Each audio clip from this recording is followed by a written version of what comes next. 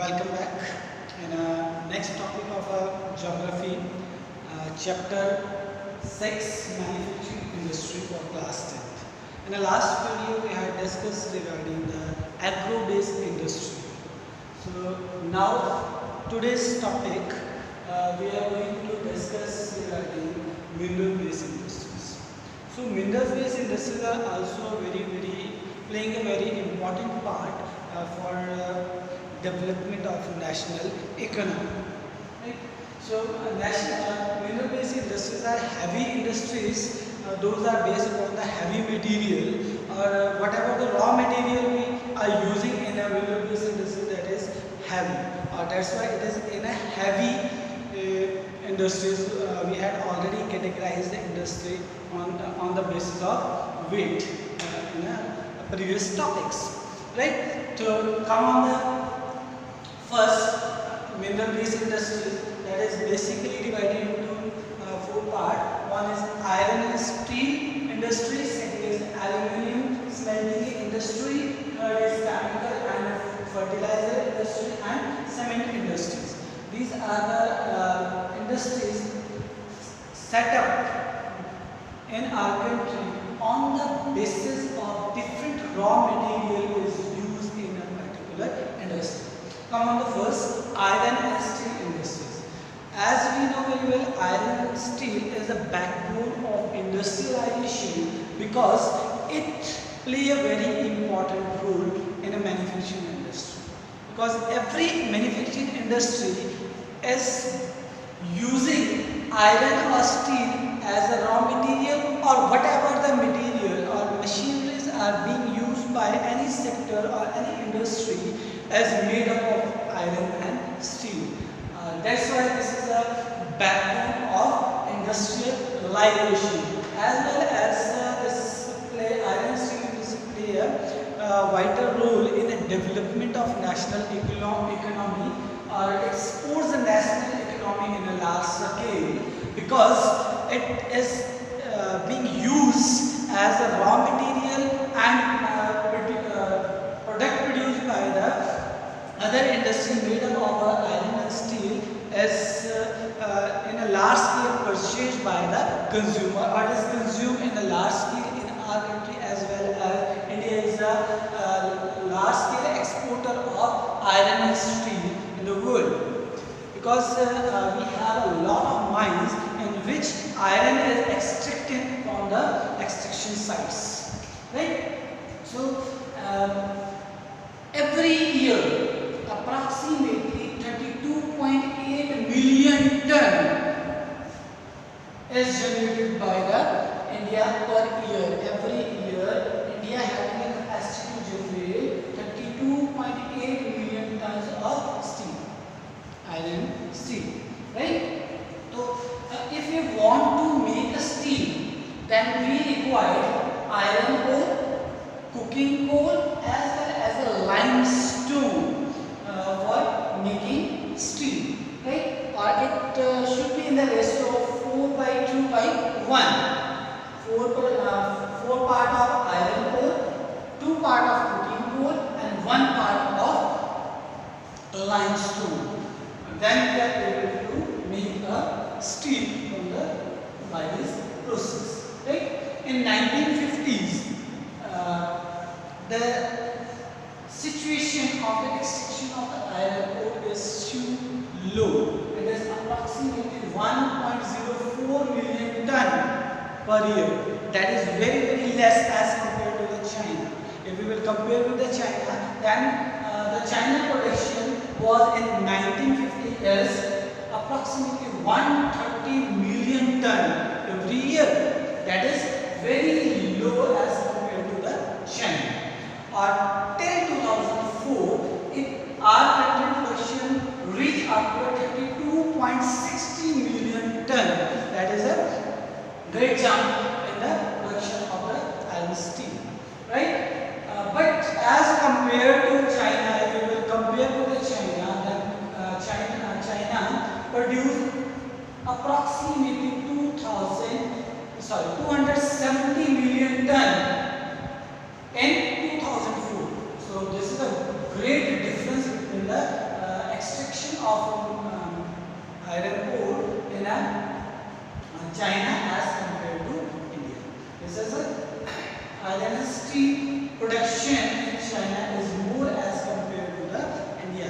The reason is that India don't have that much technology whatever the China is using nowadays. Then India is lacking from the technology. Otherwise, India having a great source of iron ore by which we will able to make steel, right?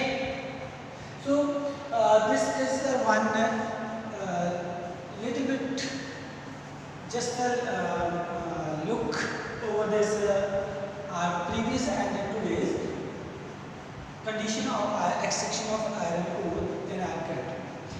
Our India having a lot of sites in our country from which we are extracting iron ore.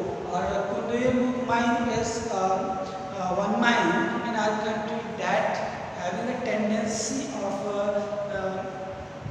producing a great quality of iron ore, right?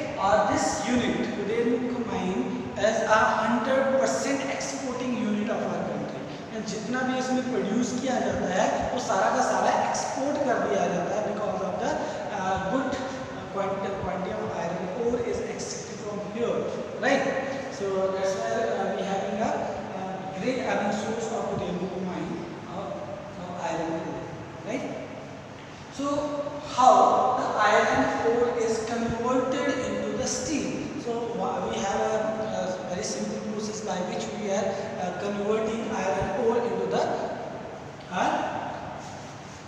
steel.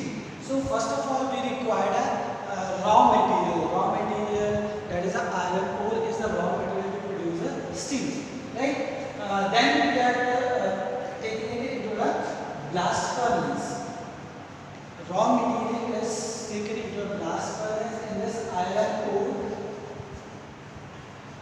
melted. In blast furnace iron ore को melt कर दिया जाता है, right? And then it is converted into the pig iron. Pig iron means there is a small blocks of the iron. उसको small iron के blocks में convert कर दिया जाता है, right? And then pig iron is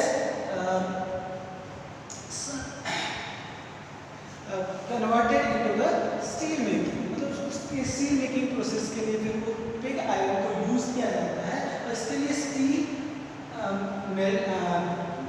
making के लिए हमें क्या करना पड़ता है? उसके लिए हमें ज़रूरत होती है, हमें रिक्वायर द मैग्नीज, निकल एंड क्रोमियम. मैग्नीज हमें चाहिए होता है, निकल हमें चाहिए होता है, क्रोमियम हमें चाहिए होता है to convert this pig iron into the steel. And after converting it, we are giving a shape to a steel according to our need. So this is a very simple process to converting a raw material into say iron ore into the steel, right? So this is about the iron and steel industry. Next industry we have that is the aluminium smelting industry. We need to say in this industry we are converting the raw material into the aluminium, right? By this process. So first of all thing is that if we make an aluminium, then which raw material we require? So bauxite is a raw material for the aluminium. This is a very bulky material or heavy rock, a clay rock that is very difficult to transport up to the industry, aluminium industry, to convert into the aluminium. Okay, so as I told you, bauxite is a raw material for the aluminium extraction or making aluminium. So we have a tendency or capacity of 600 million ton production every year of aluminium, right? We have approximately 8 plants in our country that is established to convert the raw material of bauxite into the aluminium. So recently we have these sites in a part of Orissa, means in the state of Orissa, West Bengal, Kerala, Uttar Pradesh and Chhattisgarh, Maharashtra and Tamil Nadu. These are the 8 states in which we have aluminium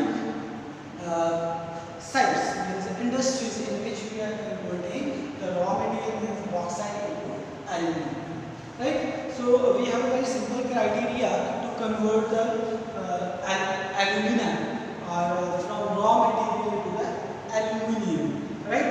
So first of all we require a raw material, that is a bauxite. So we are carrying that raw material up to the industry side through transportation. Then we are converting that raw material bauxite into aluminum.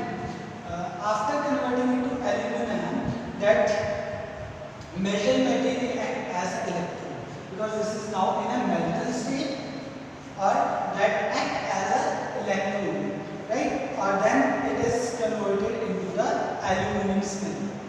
Then it will be converted into the aluminum. Aluminum में इसको convert कर दिया जाता है, right?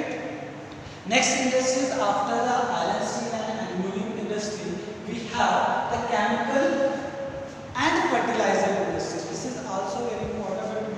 Before this, one thing is left in the aluminum industry. This is a very important industries that play a very important role in our present life, because that this aluminum is now replacing the role of iron. Iron के role को replace करने जा रही है. Okay, why? Question will be there, might be there, and question is an important question. Why aluminum getting the more acceptance as compared to the iron? Right? So this is very important. So it is very common and easy to explain why it is there, because one factor is that this is lighter in a weight. First, most important factor is that it is lighter than the iron, and it is good conductor of electricity, easy to carry, right? So that's why it is being replaced by the iron nowadays, getting a more and more acceptance now in the present days, right? Now come on the chemical and fertilizer industry. Now chemical and fertilizer industry is also playing a very important role, because that help the primary sector or a tertiary sector to establish or help in a national economic development, right? Now as we know very well, now we are using a chemical and fertilizer in a large scale in a agriculture or in a agriculture sector or a primary sector, in which we are producing something, or for protecting it we are using a chemical as well as a fertilizer. It is not only being used by the agriculture sector, but as well as in industries also chemicals are being used, like in a textile. In agro-based industries also using chemicals for coloring the clothes, right? And to preparing the fertilizer also we are using chemicals. So this fertilizer industry also using a chemical industry product as a raw material, right? So this is very important, and it exports the 3% of GDP of our country. 3% of GDP जो है हमारी country का, उसको export करती है हमारी chemical industries, right? It's the third largest country in the Asia.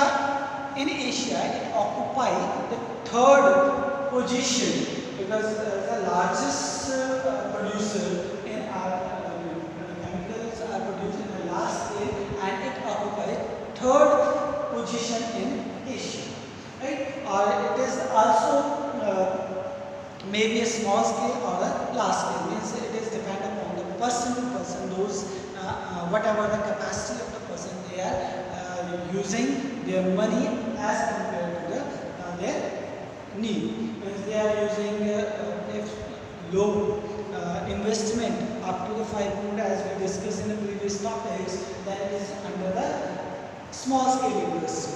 If investment is more than 5 crore, then it is under the large scale. Both industries are set up by the peoples in our country for their getting their margins, or you can say their profit.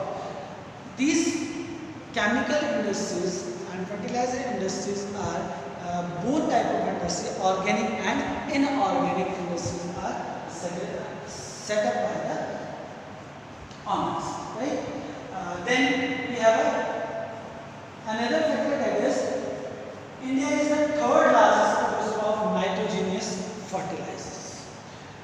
In the production of fertilizer, India occupies the third position for the production of nitrogenous fertilizers, right? Or after the green revolution, there is a great demand of the fertilizers there in our country, and the industries are growing fastly over the country and established in a different part of the country as per the need of the farmers or the people after the green revolutions. Right? This is all for the chemical and fertilizer industry.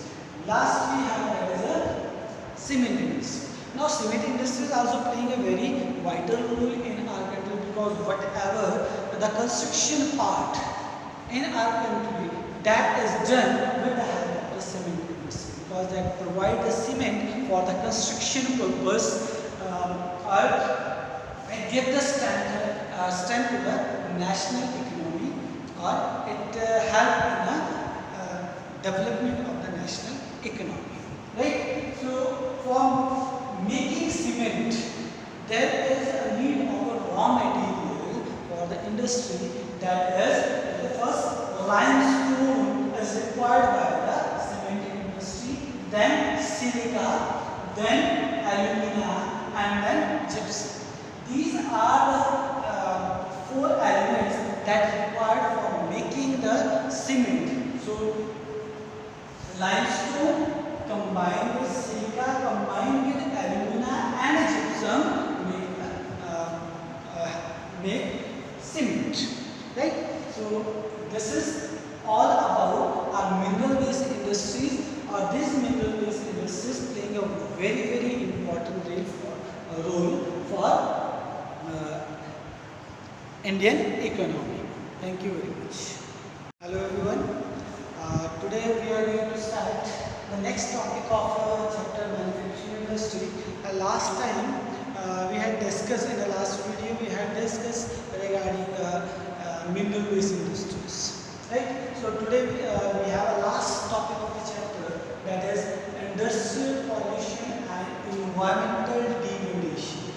Mean to say the pollution created by the industries, or what is the impact of this waste material, this pollution on the environment, or how it lead to the environmental degradation, right? So basically this is, we have major four factors. Those are responsible for the environmental degradation created by the industrialization.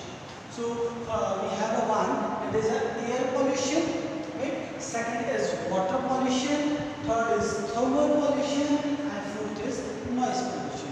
Already we have discussed these pollution in our smaller classes. So this is only that pollution that is created by the industries, that is lead to the environmental degradation, to environmentally harm also, right?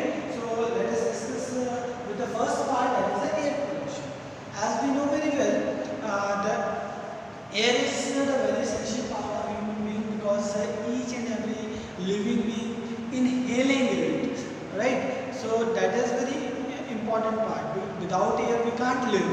So if that air is polluted by the industries, then it will be very dangerous situation for us.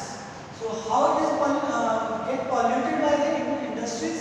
So this air pollution is basically created by the industrialization, because all the products that is produced by the industry, the automobile industry, as we have discussed in the previous chapters, topics, how automobiles is the part of our industrialization, that is produced by the industries. So that produces smoke, right? And that is harmful for our air, or that is polluting our air. But industries are also side by side polluting our air in the last scale, because whatever the uncombustion material produced by the industries in the form of smoke and other, that is mixed with the air, and make our air polluted. Due to this, people are suffering with a lot of disease, right? One of the most is asthma, right? So this is created by our industries. Next is water pollution. This water pollution is another one area that is impacted by the industrialization. That is a part of our environment that is impacted by the industries, because whatever the waste material of the chemical industry, fertilizer industries, they are dyeing the textile industries, right? They are leaving or letting their waste material into the water bodies, and then that water bodies get polluted due to that toxic material released by the industries, right? Next we have, that is a thermal pollution. Thermal pollution is another way by which our water is polluted by the industrialization. In our industries, those are using the water as a coolant, like thermal industries. In that they are using the water for generating the electricity, right? So water is used as a coolant over there. So that hot water is released by that industry into the water streams. तो ये hot water को जब ये stream में डालते हैं तो वो जो गर्म पानी होता है वो वहाँ की जो लाइफ है, aquatic life है, उसको डिस्टर्ब करता है, हार्म पहुँचाता है। ये गर्म पानी जाएगा, डेफिनेटली वहाँ पे जो aquatic life है वो मर जाएगा, ठीक है? So this is the hot water released into the water stream. So that is another impact or pollution, is the pollution, thermal pollution by the industry. Next is our noise pollution. Noise pollution is another factor, that is another pollution that is produced by the industrialization. In industries, they are using a big machineries, and they are producing a lot of noise that irritate the people those are living in the surrounding area of that industries, right? So that is a wave pollution you can see, sound pollution you can see, noise pollution, right? So these are some pollution created by our industrialization that degrade the environment. This is a part of environment. These are the environment that is of our life, that is part of our life, or that is impacted by our industrialization, right? Now we will discuss regarding the control of environmental degradation. Environment को degrade होने से कैसे बचाया जा सकता है? So either whatever we have this criteria, this pollution we have. So if we will discuss one by one, then also we will come to know how to reduce the pollution. But we have some points in front of us. After discussion, we will come over there. Right? So first we have reuse and recycling water. Water को एक बार use करने के बाद उसे फेंकना नहीं चाहिए. Industry should recycle that water till that the possibility of recycling. ठीक है, इसको recycle तब तक किया जाए जब तक ये usable, right? तो अगर ऐसा होगा तो we will able to reduce the pollution, right? Then rainwater harvesting. If industrialization utilize the rainwater harvesting, then it is a very impactful method to save our underground water as well as sources of water nearby the industrialization that is going to decrease day by day. So we should collect the water and utilize that water for the further processes. Then next is treatment of the water. Water treatment is a best method to reduce the water pollution in the industries or industrialization. Whatever the discharge of the industries into the water stream, first it should be treated well and make it sure the most harmful impurities should be separated from that discharge, so that there should be a less harm for the aquatic animals, which should reduce the pollution of the water. Right? Next we will have reduce the use of whatever the chemicals we are using in our day-to-day life for the agriculture purpose, that is ultimately mixed with the underground water or water streams.